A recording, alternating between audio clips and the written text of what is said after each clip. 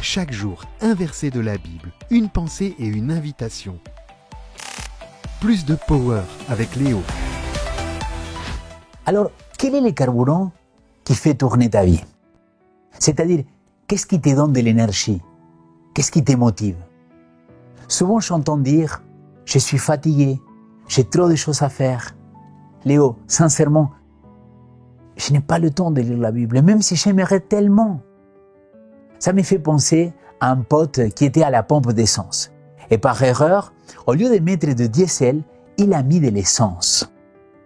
Évidemment, sa voiture ne fonctionnait plus. Mais la voiture n'avait pas de problème. Le problème était le combustible.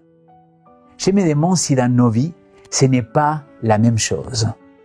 Peut-être nous nous trompons de carburant, ou tout simplement nous oublions d'en mettre.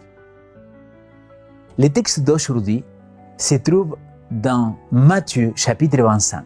C'est la parabole des 10 vierges, 5 avisées et les autres 5 des folles. Les folles, en prenant leur lampe, ne prirent pas d'huile avec elles, mais les sages prirent avec leur lampe de l'huile dans des vases. Mais attends Léo, quel est le lien entre le combustible et cette parabole? Mon ami, dans la Bible, l'huile représente le Saint-Esprit. Si tu mets de l'essence dans une voiture diesel, elle ne fonctionnera pas. De même, si tu remplis ta vie des choses superficielles, comme les réseaux sociaux, les divertissements, ou si tu t'efforces tout simplement à lire la Bible et essayer d'être un bon chrétien, sans l'aide du Saint-Esprit, cela ne fonctionne pas. Ou à la limite, ça ne va pas fonctionner longtemps. Car le véritable combustible pour ta vie, pour la mienne, c'est le Saint-Esprit. Paul, il va dire, c'est Dieu qui produit en vous, en toi, le vouloir et le faire. Philippiens chapitre 2, verset 13. Permettez-moi de vous lire la citation d'aujourd'hui. Plusieurs accueillent la vérité dans l'instant, mais ils ne l'assimilent pas et son influence ne dure pas longtemps.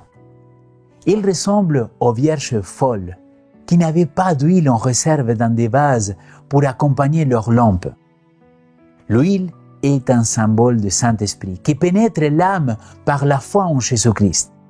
Ceux qui étudient diligemment les Écritures avec beaucoup de prières et qui s'appuient sur Dieu avec une foi solide et qui obéissent à ses commandements sont représentés par les vierges sages.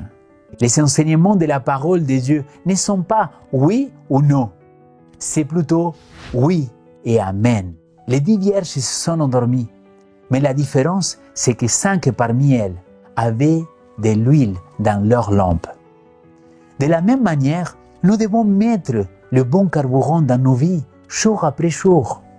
Mes amis, nous avons besoin du Saint-Esprit.